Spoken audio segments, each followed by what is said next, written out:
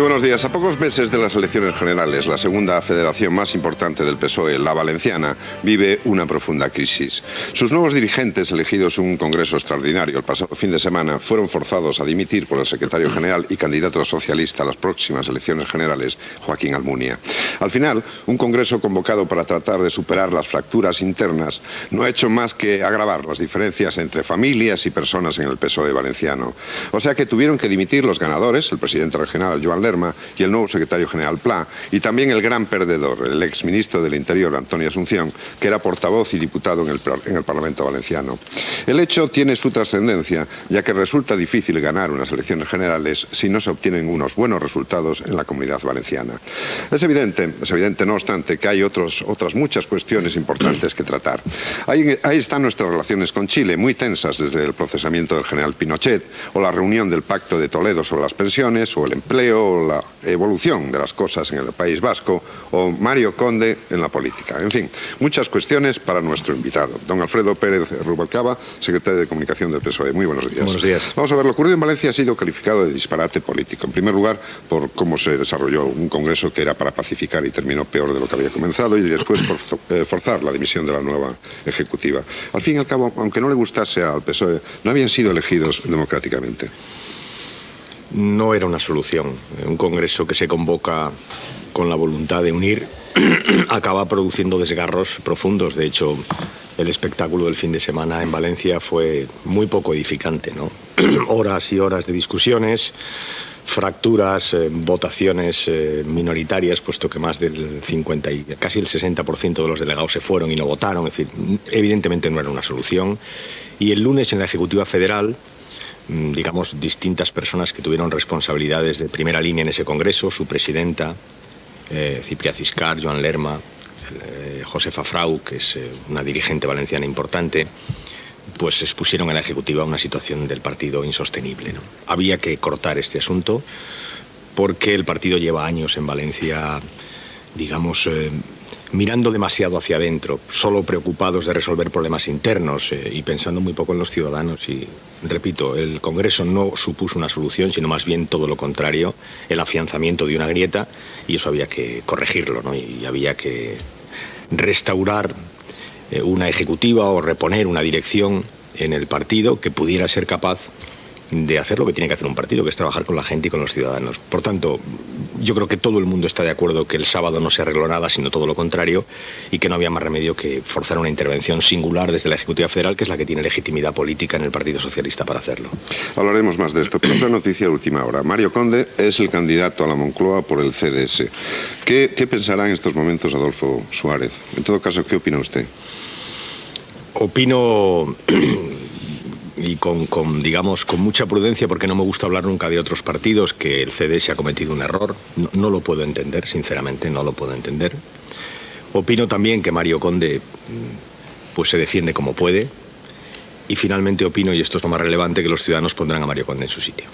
Un tercer asunto antes de abrir el diálogo, el de las pensiones. Usted ha dicho que el fondo de 60.000 millones de pesetas con que el gobierno piensa dotar al fondo de reserva para garantizar las pensiones del futuro es insuficiente. Hasta ahora había 0 pesetas. ¿Por qué entonces el Partido Socialista no dotó o no creó ese fondo con anterioridad? Vamos a ver, el fondo se crea en el Pacto de Toledo, en el año 96. Se decide que hay que crear. Se decide que hay que crear un fondo de reserva y a partir del 96 el gobierno, el 97, el 98, el 99, con buenas situaciones económicas, porque es verdad que la economía ha crecido, es el 5º año que estamos creciendo, no crea ese fondo de reserva. En el mes de junio de este año, de 1999, en el debate del Estado de la Nación, Joaquín Almunia le dijo a José María Aznar: hay dinero, tenemos además dinero de privatizaciones, porque el fondo no tiene por qué crearse solo con excedentes de la Seguridad Social, puede haber aportaciones extraordinarias, y creemos que es el momento de crear ese fondo de reserva, puesto que durante 2 años o 3 años no se ha creado. Aznar en junio del 99 le dijo que no había dinero para crear ese fondo de reserva. Ha sido ahora cuando, presionado por la oposición, por los sindicatos, por algunas comunidades autónomas, no ha tenido más remedio que intentar dar un paso adelante y crearlo, y para ello ha utilizado una cifra a todas luces insuficiente, porque en este momento la Seguridad Social está pagando 800.000 millones de pesetas que no le correspondería pagar puesto que son, digamos, dineros que el conjunto de los españoles tenemos que aportar a las cuotas sociales para dar solidaridad a colectivos que no han pagado la seguridad social y están cobrando. Y quien no ha pagado la seguridad social y cobra, hay que pagarle sin duda, pero hay que hacerlo con los presupuestos y no con las cuotas. Por tanto, dinero hay, 60.000 millones es muy poco, y lo relevante políticamente es que el señor Aznar, aquí también, como en la subida de las pensiones, se ha visto obligado a hacer algo que, repito, en junio no quería hacer. Bueno, pues seguimos este diálogo con Julio César Iglesias. Muy buenos días. Hola Luis, buenos días. Pilar, muy buenos días, señor Rubalcaba. Pilar Cernuda, muy buenos días. Hola, buenos días. Muy buenos días. Bueno, pues yo voy a sacar otra vez el asunto de Valencia, que es pues primera página en casi todos los periódicos. Señor Pérez Rubalcaba, hay que tener un tratado de criptografía en la mano para entender un poco el asunto de Valencia, porque se sabe que es una federación socialista peculiar. Tiene más de 34.000 militantes, ¿no? Sí, muchos son. Es la segunda federación del partido. La segunda federación. Y además tiene una raíz comarcal también. Hay 24 comarcas que están representadas ahí, pero fíjese, a día de hoy se sabe que hay hasta 5 corrientes identificables, por lo menos 5. Los ciscanistas, los lermistas, los asuncionistas, que no son mártires, a pesar de la resonancia del nombre, la Garrofa, que es como se llama ya el Algarrobo, que parece que es una fracción de notables que proceden de, no sé si del medio rural, y no sé si son los renovadores también. Yo aquí me he perdido un poco. Izquierda socialista, pero bueno, izquierda socialista ya estaría integrada en alguno de estos grupos. Claro, la primera cuestión es que ustedes probablemente tengan que pagar un fuerte coste en imagen, porque la verdad es que la imagen que se desprende de lo ocurrido allí es verdaderamente grave. Y luego lo que de verdad piensa la afición, señor Pérez Rubalcaba, es que hay intereses personales, recelos personales, envidias personales, no sé qué, que se anteponen a cualquier otro interés. Y que eso es lo que verdaderamente ocurre. Lo cual les puede abocar a ustedes a cerrar en falso esta herida. Porque ¿qué va a hacer? Ha sido nombrada una junta gestora que preside el alcalde de Elche, señor Maciá, Diego Maciá. ¿Qué va a hacer el señor Maciá a la vista de lo que pasa? ¿Qué esperan ustedes de él? ¿Y qué van a hacer ustedes para mejorar vamos a ver, el aspecto del panorama? Usted hace una descripción de, no voy a entrar en el tema de las etiquetas, un partido, en general los partidos, el nuestro desde luego son plurales, ¿no? Y la gente se agrupa en sensibilidades en torno pues a líderes que tienen sus ideas, y eso me parece perfectamente normal. Me parece monstruoso, lo que me parecería monstruoso es que 38.000 militantes socialistas en Valencia piensen todos lo mismo. Que la gente esté alineada y que piense y discuta, esto es la esencia de la democracia partidaria, al menos yo lo entiendo así. Hay quien entiende los partidos de otra manera y quien dice desde Madrid, así se hacen las cosas. Bueno, nosotros lo hacemos cuando hay un problema muy grave como este, si no, desde luego las federaciones tienen su propia autonomía, y que la gente discuta y discrepe, pues seguramente a veces no da una buena imagen, pero yo prefiero pagar un coste de imagen que tratar de abortar discrepancias que, repito, son consustanciales a la militancia política. Que la gente tenga sus ambiciones personales es perfectamente normal. Es verdad que cuando los enconos duran mucho tiempo, pues se hacen casi crónicos, ¿no? Y aparece, como usted decía, la desconfianza, que seguramente es una cosa que pasa en los partidos como pasa en cualquier, digamos, organización humana. Y es verdad que a veces lo personal acaba siendo muy determinante, incluso acaba pues fuera de toda la lógica política, y el ejemplo del sábado es evidente. Hay tanta desconfianza que no hay más remedio que aplicar una, digamos, medida un tanto excepcional, que es lo de la comisión gestora, el nombramiento de una comisión gestora. Dos cosas más le quiero decir. Primero, ¿qué criterio hemos seguido? Bueno, pues en lugar de fijarnos en dónde estuvo cada cual, y digo estuvo porque creemos que esto de las etiquetas deberíamos borrarlo, en lugar de preocuparnos qué hizo cada cual en el último congreso o en el anterior, hemos ido a un razonamiento muy sencillo. Es decir, ¿quiénes son las personas que han demostrado que saben conectar con los ciudadanos? Que ese es el problema del Partido Socialista en Valencia, abrirse hacia afuera y acabar con esta pelea interna que no lleva a ningún sitio. Bueno, pues hay unas elecciones el 13 de junio, hay una serie de militantes que han ganado sus elecciones, lo han hecho bien, con mayorías holgadas, algunos por tercera, por cuarta vez. Esta gente sabe lo que hay que hacer en un partido, sabe ganar elecciones, sabe conectar con los ciudadanos. Pues que estos sean los que dirijan el partido, con independencia de si llevaban una chapa o una etiqueta, porque esas etiquetas deben pertenecer al antes de ayer, y si no, no arreglaremos nada. Y yo creo que eso es una legitimidad política impresionante, porque en política la gran reválida, la gran convalidación son las elecciones, son los ciudadanos los que deciden usted vale y usted no. Lo otro son otras historias. Los que están al frente han demostrado saber hacer las cosas, saber ganar a la derecha, Y me parece que ese es el criterio fundamental. Y con esa legitimidad que tienen que hacer, yo creo que tienen un sentimiento favorable a su favor. Pero usted decía, ¿lo van a tener difícil? Pues fíjese, no lo sé. Porque creo que abajo, en la base del partido, en esos 38.000 militantes, que son buenos militantes y que lo demuestran elección tras elección, yo creo que hay un sentimiento de hartazgo y de cansancio y una cierta sensación de que por aquí no podemos seguir, ¿no? Y yo creo que, si me apura, también, y eso lo han dicho públicamente algunos responsables valencianos, una cierta vergüenza. Y cuentan con ese sentimiento de que hasta aquí hemos llegado. Y yo creo que eso es lo más positivo, ¿no? Y con algo más que los socialistas tenemos y que hemos demostrado mucho tiempo. Tenemos 120 años de historia, que es una responsabilidad política. Por tanto, creo que lo van a hacer bien. Y creo que dentro de unos días en Valencia se hablará de otra cosa distinta, de las propuestas de los socialistas para ganar las próximas elecciones. Lo que ocurre es que hoy todavía tenemos que hablar de lo que ha pasado el fin de semana último, ¿no? Porque ahora usted habla de familias y que tuvo que intervenir pues ayer la Ejecutiva Federal porque aquello era una especie de guirigay de personalismos, pero es que nos olvidamos de que durante ese fin de semana al principio era una propuesta que aunaba bastantes tendencias. Es decir, había un acuerdo entre gente de Lerma, entre gente de Pla, entre gente de Antonio Asunción y entre gente de Ciscar, y que luego en un momento determinado, cuando parecía que estaba todo hecho, alguien pone una propuesta encima de la mesa en que se margina a uno de los que estaban en aquel acuerdo. Ese alguien, pues no sabemos muy bien qué telefonazo recibió, qué indicaciones recibió, pero aquel acuerdo inicial se vino abajo y es cuando se provoca entonces la escisión y el 43%, ¿no? Y luego la de las comarcas, hombre, queda muy bien sobre el papel.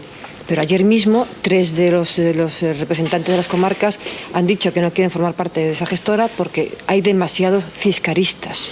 Es decir, que es bastante más que un problema de personalismo. Yo ayer he hablado con gente de Valencia de diferentes sectores y todos hablan, Madrid ha querido intervenir. Bueno, vamos a ver. No sé qué pasó en las largas horas del Congreso, ¿no? Si uno se atiene a lo que ponen los periódicos o escucha a unos y a otros, pues cada uno cuenta cómo le va en la fiesta, ¿no? Y hay una carga de subjetividad. Los más honestos te dicen, voy a empezar por decirte cómo veo yo las cosas, y a continuación te cuentan una historia que a veces coincide o no con otra. Y esto es perfectamente normal porque, como le digo, llegaron al Congreso las cosas muy enconadas. Esa descripción del Congreso que usted ha hecho y en la que yo puedo coincidir, aunque le digo que hubo pactos y otros pactos que se rompieron, esta descripción yo creo que lo que hace es avalar la tesis de la Comisión Ejecutiva Federal. No podíamos seguir así. Y hay que adoptar una medida excepcional y se ha adoptado. ¿Gusta a todos? Pues no. Es evidente que a unos les gusta más que a otros.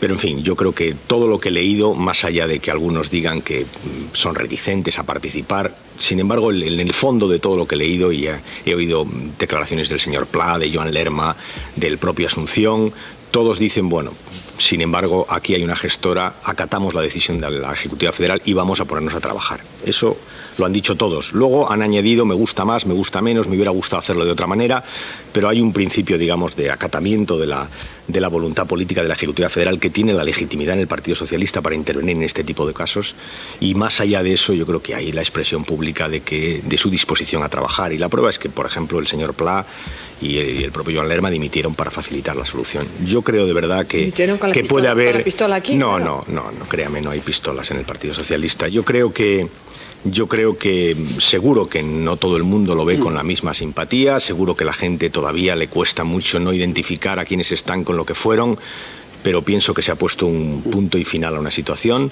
que hay una etapa nueva, que quien está al frente del partido sabe hacer las cosas y que el conjunto de los militantes pedían que esto acabara ya, y créame, va a acabar. Claro, yo lo que iba a decirles una cosa, señor Pérez Rubalcaba. De los debates ideológicos tiene larga tradición su partido. Es decir, que puede haber una corriente que sea partidaria de un determinado corte ideológico, más a la izquierda, y otra que sea partidaria de otro corte ideológico más al centro. Pero es que aquí parece que se trata de otra cuestión. Yo no sé si no simplifico mucho, pero la impresión que da es la que da la pareja que a fuerza de convivir y de tirarse platos termina por no aguantarse. Le hablo no de la pareja, le hablo de 4 o 5 personajes que tienen mucha influencia en el socialismo valenciano. Y eso aparentemente tendría mal remedio, porque no se trata de discutir entre 2 opciones políticas o entre 2 formas de ver la orientación que debe tener la sociedad española, sino sencillamente entre personas que quizás se sienten una al lado de la otra y no se dirijan la palabra o no. Y eso es lo que trasciende a la opinión pública, que se llevan las personas mal y que no se trata de una discusión, como yo le decía, que tenga un contenido ni programático ni ideológico, sino sencillamente personal. Vuelvo otra vez a lo que le decía, ¿hasta qué punto es verdad eso? Porque eso tiene muy mal remedio, como sabe usted. Mire, las ideas no nacen del cielo, las defienden, las impulsan las personas, ¿no? Es verdad que a veces cuesta distinguir ideas, pero las hay. Es cierto también que cuando las personas se pelean durante mucho tiempo, aunque sea por ideas, acaban, digamos, desconfiando mucho unas de otras, ¿no? Es cierto también que esto no es, digamos, una característica singular del Partido Socialista. Pasa en todos los partidos, lo cual no nos debe tranquilizar ni nos debe alegrar, al contrario. Pero, en fin, desgraciadamente, o por suerte, según como se vea, los partidos lo formamos las personas y las personas llevamos nuestras formas y maneras de ver las cosas a la actividad política. No somos distintos en nuestro trabajo, en nuestras relaciones personales fuera del partido que dentro del partido. Lo digo para poner un poco las cosas en su sitio, porque es verdad que al final ha habido un problema político, pero también personal, y yo lo he dicho, y seguramente la parte personal es la que dificulta más el entendimiento. Por eso la solución del sábado no era una solución. Y por eso había que tomar una decisión distinta, y creo que hemos tomado una decisión buena, objetiva. Insisto, quien está al frente de la dirección del partido, aparte de ser un excelente alcalde, es un hombre templado, tranquilo, al que todo el mundo le conoce, y eso es unánime hoy en la prensa, ponderación. Estoy absolutamente convencido de que eso, más el sentimiento que yo le decía que hay en las bases del partido, de que esto no puede seguir así, dará con una solución en los próximos días, aunque haya gente que esté más incómoda, que yo lo entiendo que lo esté, ¿no? Sí, pero la impresión que da a la opinión pública es que el Partido Socialista no es capaz de acabar con las convulsiones internas. Las primarias donde los ganadores eran los perdedores, el candidato a la presidencia del gobierno que renuncia en favor de otro candidato a la presidencia del gobierno. Después nos encontramos con esto de Valencia. Tanto descalabro provoca estar en la oposición. No, fíjese, no me gusta Valencia, ir a... Los problemas empezaron sí. Cuando perdieron. No, había problemas antes también. Lo que pasa es que es verdad que cuando se gobierna estos problemas pasan a segundo plano porque estás actuando en el gobierno. Cuando estás en la oposición los problemas partidarios, digamos, parece que se aumentan, ¿no? Pero los problemas vienen de lejos, ¿no? Entre otras cosas porque hay ideas distintas, lo cual es perfectamente normal. No me gustaría entrar en esta discusión de si en otros partidos pasa. Digamos, tengo una razón para hacerlo, y es que ayer vi al presidente Zaplana, que es el presidente de la comunidad en Cataluña, pues decir que si el PSC pierde las elecciones, lo habrán leído en los periódicos, si el PSC pierde las elecciones, decía el señor Zaplana, le pasará lo mismo que al PSOE valenciano, ¿no? Lo cual me pareció, digamos, doblemente inconveniente. Primero, por meterse en algo que no le debería competir, que es competir. Qué cosa tan difícil. Que es corresponder, que es... Competir era lo que hacía usted. Sí, competir. Sí, no, me he dado cuenta inmediatamente, ¿no? Hace algunos años. Sí, muchos. Que es la vida de otro partido. Y segundo, porque ir a Barcelona, o a Cataluña, donde el PSC está subiendo 15 puntos y el PP está bajando 4, decir os va a pasar una desgracia, pues es cuando menos, ¿verdad?, asombroso. Pero aprovechando que ha sido él el que ha iniciado esa cosa de entrar en la vida de los otros, yo le quiero decir que nosotros hemos tenido problemas, pero el PP en Asturias ha tenido una pequeña dificultad, en Galicia parece que andan con problemas, en Extremadura también, y en Canarias, y en Guipúzcoa ya parece también otro problema, y no me alegro. Es normal que los partidos tengan sus disputas y que lo tienen todas las organizaciones formadas por personas, y bueno, lo que pasa es que es verdad que a veces uno tiene que poner sus ideas al servicio de una cosa general o de intereses generales, y en un partido eso hay que hacerlo con frecuencia, a veces eso no se entiende. Pero en fin, ¿hemos tenido dificultades? Pues sí, como todos los partidos políticos las tenemos. Además, nosotros somos muy transparentes y le digo, si, en fin, ha habido épocas en el partido donde estas cosas se han visto de otra manera. Es decir, yo creo que no se puede esconder la pluralidad interna de un partido, que es un vano esfuerzo. Creo a continuación que es imposible que un partido que tiene 300.000 militantes no tenga, digamos, la lógica disputa interna. Esa es la esencia de la política, ¿no? Y es verdad, lo decía antes Julio César, es verdad que hay posiciones distintas dentro del PSOE y no se pueden esconder. Un partido que tiene 300.000 militantes y que representa 9 millones de españoles, pues no está formado por clónicos, ¿no? Es razonable que haya posiciones diferentes. Hay una norma que es esencial en democracia, que es que se vota y al final la mayoritaria es la del partido, ¿no? Pues sí, todo el mundo defiende esa, pero es verdad que hay posiciones distintas y no debe preocuparnos. A mí no me preocupa, aunque a veces es cierto que la discrepancia prima sobre lo otro, pero bueno, es un coste de imagen que prefiero pagar a lo otro, ¿sabe?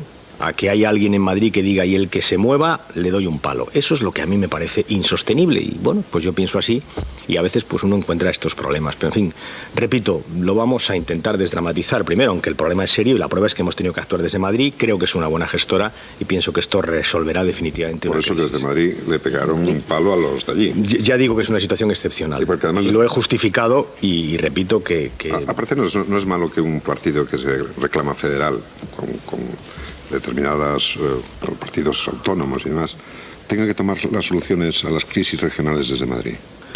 Hombre, lo ideal es que no se tomen desde Madrid y como le digo, la dirección del Partido Socialista es muy respetuosa con lo que pasa. Yo he hecho aquí una afirmación, y lo llevo haciendo toda la mañana, de respeto a la pluralidad interna de mi partido y a la democracia y creo que somos una dirección, es más, alguna vez se nos acusa de estar, digamos, de intervenir poco, ¿no? Porque no creo que haya que intervenir, creo que las cosas deben resolverse allá donde se producen, creo que la gente tiene derecho a defender sus ideas y a votar y me parece que es esencial que los partidos voten y que los ciudadanos sepan que los partidos votan, ¿no? Ahora, es verdad que aquí había una situación, y lo hemos comentado durante un largo rato ya, una situación difícil de arreglar. Probablemente los propios socialistas valencianos son los primeros que saben que aquello exigía una intervención, repito, excepcional, porque lo es, en un partido en el que el debate, la discusión, me parece que es la esencia misma de la vida política, ¿no? Yo quería preguntar sobre los pactos, es decir, han pasado ya una serie de meses desde que fueron las elecciones autonómicas, pero tenemos unas próximas que son las catalanas y dentro de 6-7 meses estarán las generales. La imagen del Partido Socialista durante estos 3 últimos meses ha sido la de un partido capaz de pactar con el diablo con tal de conseguir poder. Cuando han pasado ya 3 meses de esos pactos, ¿qué balance nos puede hacer? Es decir, ¿qué está pasando con el BNG en Galicia, donde por lo que sé, porque soy de allí y Luis también, pues hay algunas contrariedades? ¿Qué está pasando en Baleares? Es decir, ¿es lícito que un partido pacte con quien haga falta o este tipo de acuerdos provocan pues la aparición de personajes tan peculiares, por decirlo de una forma suave como puede ser Conde ahora o Jesús Gil? Es decir, ¿hasta qué punto ustedes tienen la responsabilidad de los partidos políticos de con ese tipo de operaciones y de pactos, pues bueno, que la gente se incline por personas que a mi entender no son democráticas, ¿no? Voy a empezar por negarle la mayor, ¿no? El PSOE pacta con cualquiera para obtener poder, no es verdad.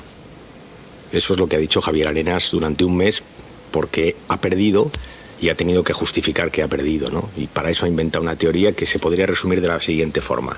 Si el PP pacta con Convergencia, es un pacto histórico. Si el PSOE pacta con Convergencia, el PSOE abandona su proyecto de España. El PP pacta con el PNV, pacto histórico. El PNV, le recuerdo, está en la llamada Declaración de Barcelona. El PSOE pacta con el bloque nacionalista galego, que está también en la Declaración de Barcelona.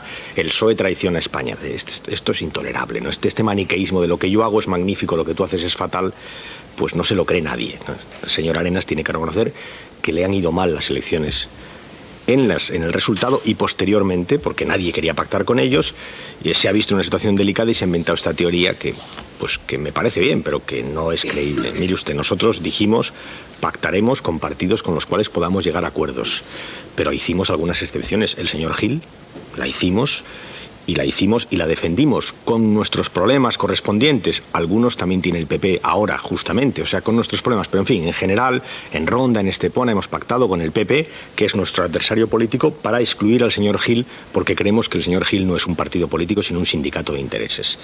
Y dijimos que no pactaríamos con HB y no lo hemos hecho, y de hecho hemos pactado con el Partido Popular o hemos permitido que el PP gobierne en un sitio tan importante como el Ayuntamiento de Álava y la Diputación de Álava. Por tanto, niego de entrada ese asunto. Hemos pactado, como lo ha hecho el PP, legítimamente, con partidos con los que hemos llegado a acuerdos que en nada cuestionan nuestro proyecto político de España y nosotros en eso tenemos una experiencia porque lo hemos venido haciendo.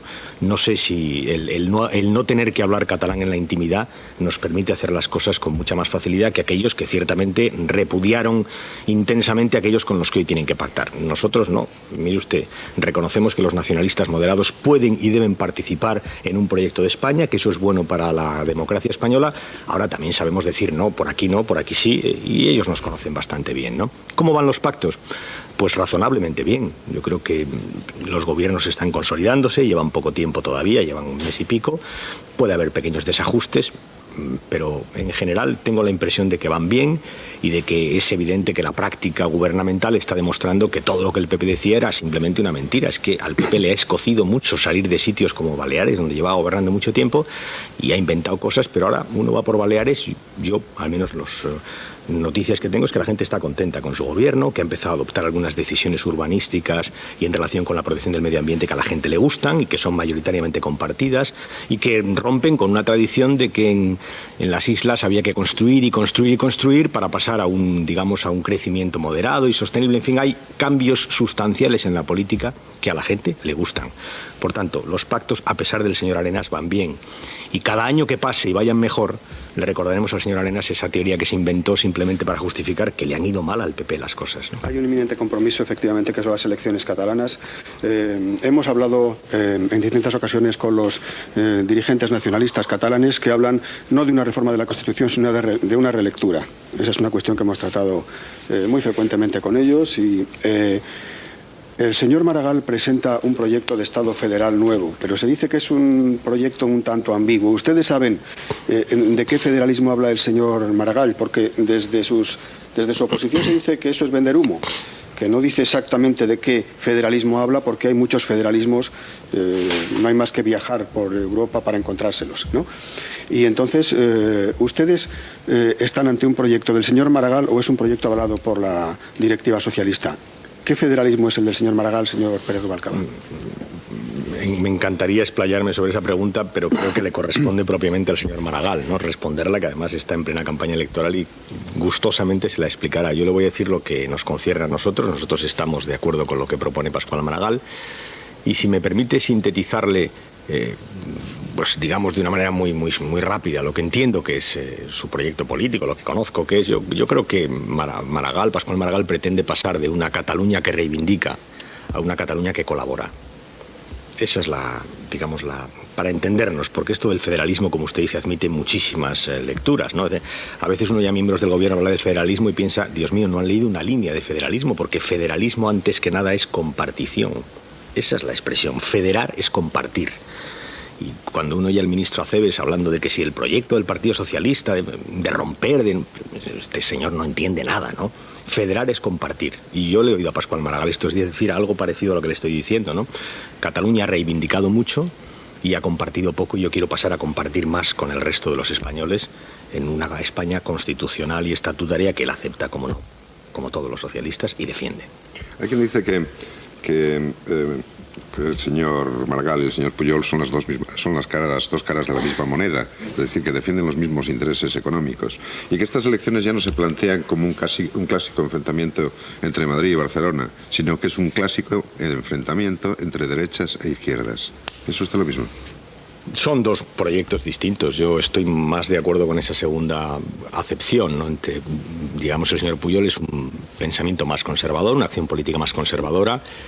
Cuenta en este momento con la inestimable colaboración del Partido Popular en Cataluña, no hay más que verles, comparten adversario político, ¿no? Los dirigentes del PP, en lugar de meterse con Pujol, con quien deberían meterse porque se supone que están en el mismo espacio electoral, se meten con Pascual Maragall, y los de Convergencia con Pascual Maragall. Y ya sabe usted que en política lo de compartir adversario es lo que más une, ¿no? Comparten adversario y comparten proyecto político, ¿no? Por tanto, sí es verdad, hay una derecha que tiene unos tintes nacionalistas en Convergencia y menos nacionalistas en el PP, y luego hay un proyecto alternativo, que es verdad que es progresista, que es más de izquierdas, que además cuenta con la colaboración de partidos de izquierdas, pero sobre todo, fíjese, yo creo que es un proyecto amplio, digamos. Lo que ha hecho Pascual es sumar. El pacto con Iniciativa per Catalunya, ¿no? Que le ha llovido algunas críticas muy peculiares, porque el PP de Maragall dice que no tiene proyecto, y que es, digamos, la derecha de no sé qué, y luego dicen que pacta con los comunistas. En fin, todo vale en esta cosa de la política catalana en este momento. Pascual está haciendo una cosa, a mi juicio, muy inteligente, que es sumar. Está demostrando que es capaz de sumar otros partidos, ciudadanos que no son militantes, ha hecho unas listas abiertas con incorporaciones de gente que no tiene que ver con la actividad política profesional, sino con actividades profesionales que yo creo que enriquecen las listas. Está sumando mucha gente a un proyecto que pretende ser para todos los catalanes. Y creo que ahí está acertando, y creo que eso es lo que marca la diferencia con un Pujol que durante años ha gobernado y que empieza a parecer, porque lo es, como casi todos los nacionalistas cuando se llevan al extremo, proyectos excluyentes. Usted me acusaba hace un momento de hablar como como hablaba Javier Arenas, ahora voy a hablar como hablaba el presidente de Gobierno ayer. No, por Dios. Ayer José María Aznar, en el Congreso de los Diputados, respondiendo a una pregunta del portavoz de ustedes sobre Chile, les acusaba a ustedes, a los socialistas, de que en la cuestión de Chile, de Pinochet, estaban teniendo una política muy poco solidaria con lo que era España, ya no el gobierno de España, sino España. Creo que hay mucha gente que piensa eso, que efectivamente ustedes estaban metiendo permanentemente el dedo en el ojo al señor Matutes cuando estaba intentando defender la postura española. ¿Qué tiene que decir? Pues poco hemos metido el dedo en el ojo en este asunto, ¿no? Yo creo que estamos en una actitud prudente. Primero, hemos dicho desde el principio lo mismo, que es que creíamos que, iniciado el proceso judicial, hay que dejarle seguir hasta que termine, y que si el señor Pinochet, los jueces deciden que venga a España, tiene que venir a España, y si tienen que juzgarle, y si quieren juzgarle, le tienen que juzgar, o si deciden juzgarle, le tienen que juzgar. En todo caso, parte todo esto de una premisa, y es que el señor Pinochet tiene cosas por las que pagar, gravísimas, y por tanto debe ser juzgado, y si es España la competente porque el juez Garzón ha iniciado el procedimiento, debe ser en España. Eso ha sido la premisa. Y a partir de ahí, ¿qué hay? Mire, hay una actitud del gobierno incomprensible, ¿no? De zigzaguear, ¿no? Yo creo que el gobierno tiene un problema y no sabe cómo quitárselo de encima. Tiene gente dentro del gobierno que, bueno, pues que esto de Pinochet le parece que no es cosa nuestra y que, en fin, incluso gente que simpatiza claramente con Pinochet, según veo, algunos dirigentes muy notables del PP. Entonces zigzaguea, ¿no? Y da imágenes contradictorias, ¿no? Y yo creo que el ejemplo típico es el fiscal general. Es decir, nadie puede imaginar que el fiscal general ande defendiendo a Pinochet sin que el gobierno sepa nada, porque usted sabe que el fiscal general tiene respecto al gobierno una relación clarísima en nuestra Constitución y en la práctica cotidiana, y bien que este gobierno lo ha demostrado en otros casos, ¿no? Por tanto, la actitud del fiscal, que no me preocupa tanto como actitud jurídica, que es perfectamente legítima, cuanto que uno a veces ve en los argumentos del fiscal una defensa cerrada de la actuación de Pinochet, que esto es lo malo, porque el fiscal puede decir, oiga, es que jurídicamente no corresponde. Bueno, pues es una discusión, pero no, es que cuando uno lee los autos de la Fiscalía y de la Audiencia, lo que descubre son argumentos a favor del golpe de Estado. Es que había que hacer algo, porque, en fin, eso se sabe. Esa actitud del fiscal crea confusión en los ciudadanos. Uno piensa, oiga, ¿por qué no el gobierno no le dice al fiscal por dónde hay que ir en esta materia, que además es tan delicada? Segundo, este tema de la mediación. Yo creo sinceramente que aquí ha pasado algo raro. Pues yo no me imagino que el primer ministro, el presidente del gobierno de Chile, el señor Frei, se invente una conversación con el señor Aznar. Yo creo que aquí alguien le ha dicho al señor Frei, por aquí podemos encontrar una salida. Cuando esa salida se ha visto que no interesaba políticamente, se ha retrocedido apresuradamente y ahora parece que las culpas son del PSOE, que siempre ha estado donde estuvo. Y cuando el ministro Matutes llamó a Joaquín Almunia para proponer lo de la mediación, para explorar ese tema, Joaquín le dijo con toda claridad, nosotros creemos que no. Pero no había sido Joaquín Almunia el que habló con el presidente Frei, fue el presidente Aznar. Por tanto, de sus titubeos, de sus zigzagueos, de sus diferencias internas, tiene la culpa el señor Aznar, y que no invente cosas, porque el PSOE en esto está en una actitud razonablemente prudente, eso sí, con nuestra posición política claramente marcada. Sí, pero ¿cómo explica entonces la posición de Felipe González? Pues muy fácilmente, es la posición de Felipe González, que tiene derecho a tenerla, ¿eh? y que piensa que el presidente... Pero también es dirigente del Partido Socialista. Y no tiene la misma Felipe González en este momento no es un dirigente del Partido Socialista, es un militante cualificadísimo y es un responsable político y es un líder político sin duda, y tiene en esto una posición distinta de la del Partido Socialista, y no pasa nada, créame. Y él lo que dice es que tiene que ser juzgado en un tribunal internacional. Bueno, pues es una decisión, es una opinión, pero la del PSOE la ha marcado su secretario general y es la misma desde que se inició este conflicto. Me gustaría que el gobierno hubiera tenido la misma opinión todo el tiempo, y sobre todo que sus actitudes no fueran tan contradictorias. El extremo es que ayer nos acuse a nosotros de cizañar. Y usted, oiga, ¿es usted el que ha hablado con Frei? La mediación sale de una conversación suya. ¿Es usted el que supongo que le ha dicho a Martín Villa que vaya a negociar con Frei, o es que Martín Villa lo ha hecho por su cuenta? Es que el propio portavoz del gobierno reconoció el viernes pasado que se había producido la mediación de Martín Villa. Y el portavoz el otro día dijo otra cosa más, que no hemos querido, llevar a la primera línea política, pero que nos van a obligar a llevarla, porque desde luego lo que no vamos a admitir son acusaciones falsas. Dijo que si el PSOE hubiera estado de acuerdo con la mediación se hubiera producido. Luego es verdad que el gobierno la quería. Luego es verdad que el gobierno probablemente le dijo a Frei que era una posibilidad. Luego es el gobierno el que le ha abierto a Chile, al gobierno chileno, una vía que ciertamente al PSOE le parece que no existe. Y ahora lo que pasa es que quiere retroceder y la culpa es del PSOE. No, mire usted, la culpa, señor Aznar, es de usted, que probablemente le guiñó un ojo al señor Frey sin darse cuenta que en esto de la política internacional, y debería aprenderlo después de lo de muevo ficha, ¿se acuerdan aquella cosa de Cuba que acabamos moviendo ficha, castillo de naipes y todo lo de los juegos de azar? En esto de la política internacional, esto de guiñar el ojo es mala cosa.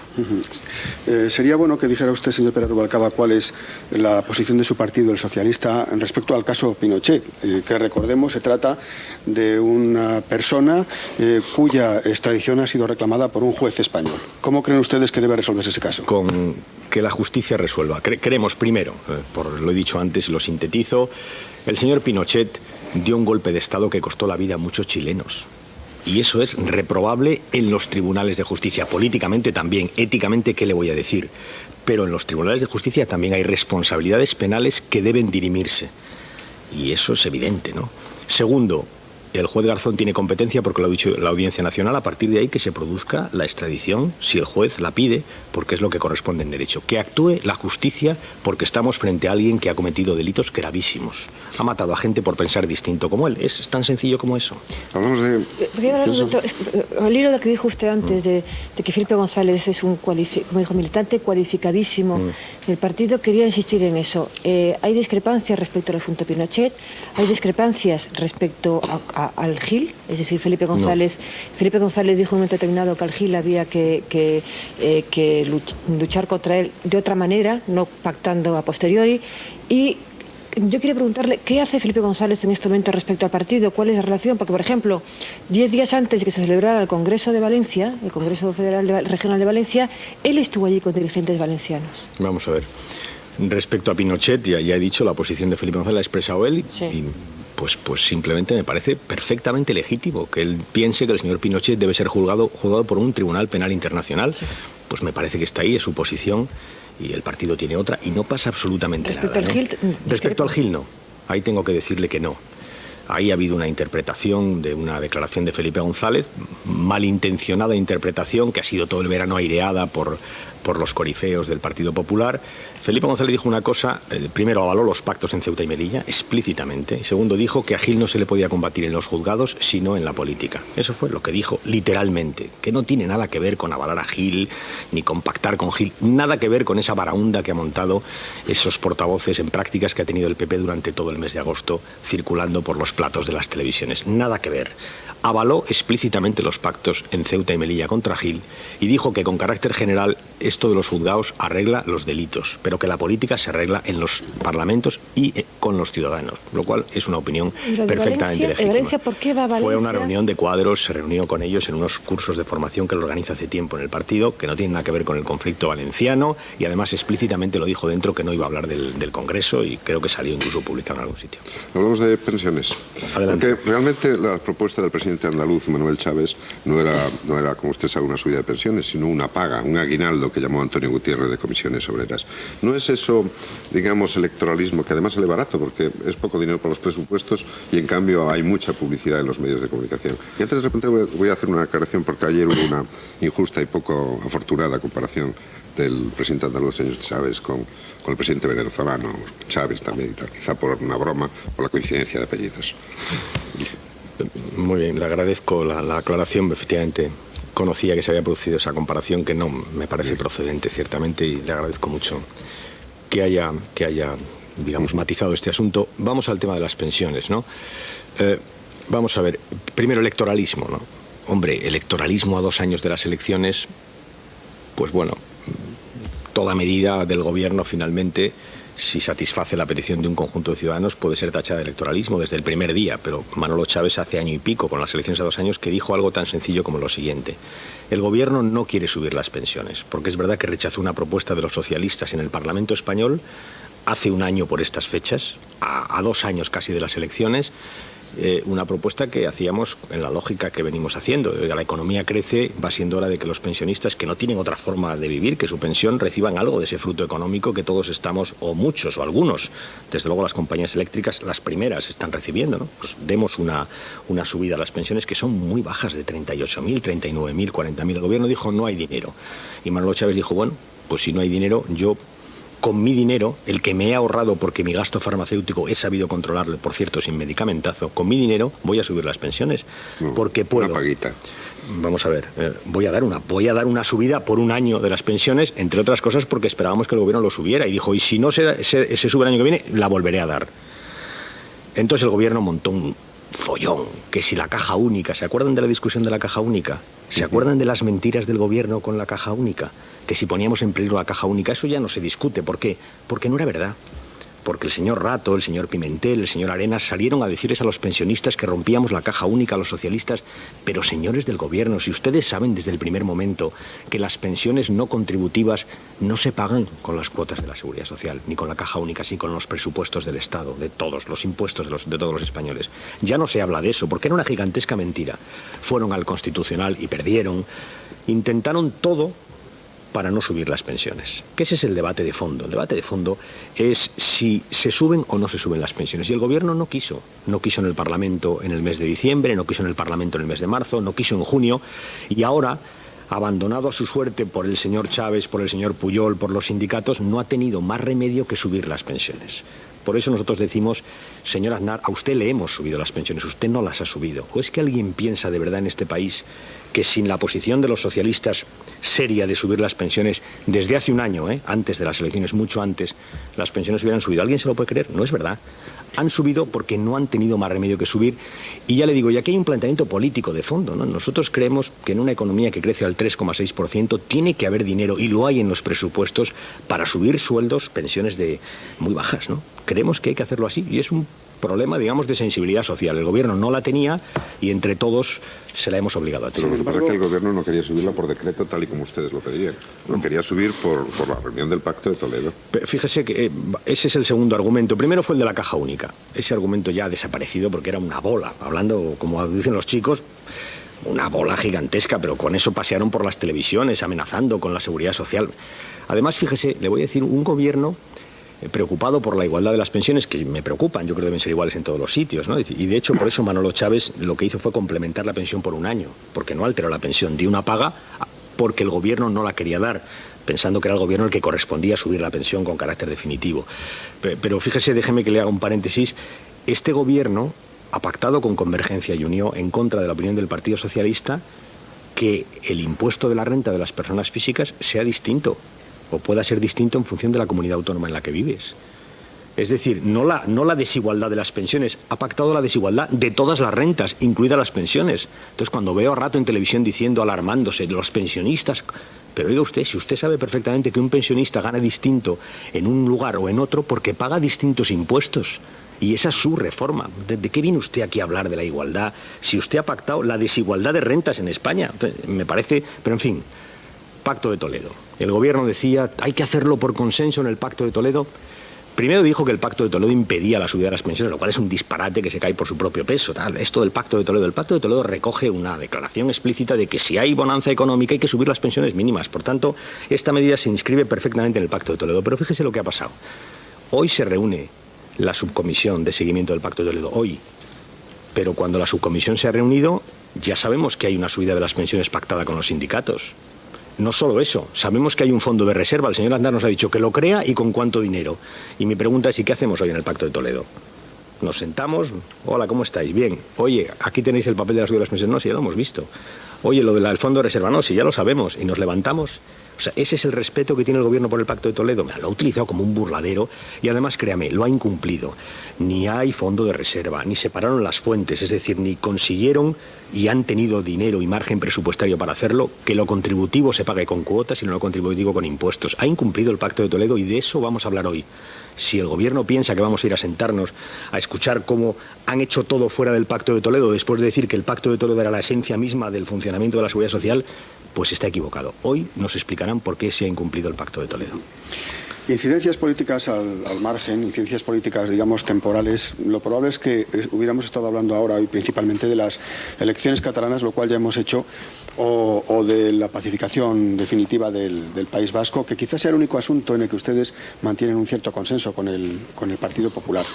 Ha habido novedades, no obstante. Después de las últimas elecciones municipales, resulta que aquel proyecto de asamblea de municipios que luego derivó en asamblea de electos de filiación, digamos, nacionalista, ese asunto era una verdadera preocupación para los dirigentes políticos. Ustedes, por ejemplo, la manifestaban hace unos pocos meses.